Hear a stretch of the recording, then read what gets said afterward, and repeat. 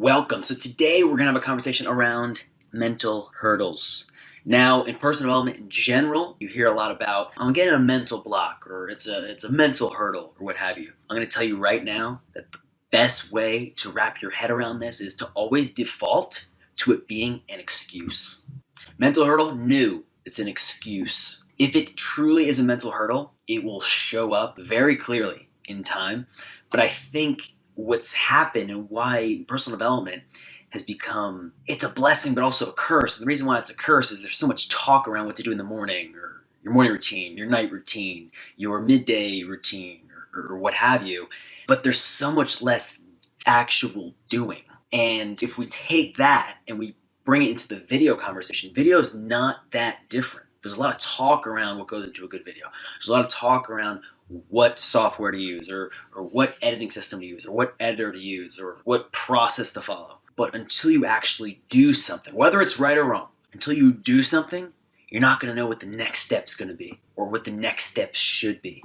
So be interested in personal development. Be interested in optimizing the way you operate. That's the way I prefer to say it. I learned it from one of my mentors is optimize the way you operate and choose to operate differently. Because when you focus on that, you actually focus on doing things and not just talking about. You can't just talk about operating differently. You actually have to choose to operate differently, which takes care of the part where you have to actually address some of the thoughts and the preconceived notions that you have. And once you do that, you start choosing to act differently, which ultimately creates the behavioral change, where any transformation and any positive change that you have ultimately has to come through a behavioral change. In other words, changing the way you operate. And to succeed with video, you ultimately have to change the way you're currently operating. Because if video is not working for you right now, it's not because you don't have a good editor, and it's not because you don't have the right software at the right time. It's because the way you're operating is not working. So own that. Take personal responsibility of that. One of the things you can't outsource is personal responsibility. You can outsource a lot of things. And Tim Ferriss would love for you to outsource every single thing in your life. And you can outsource a lot, but you can't outsource personal responsibility.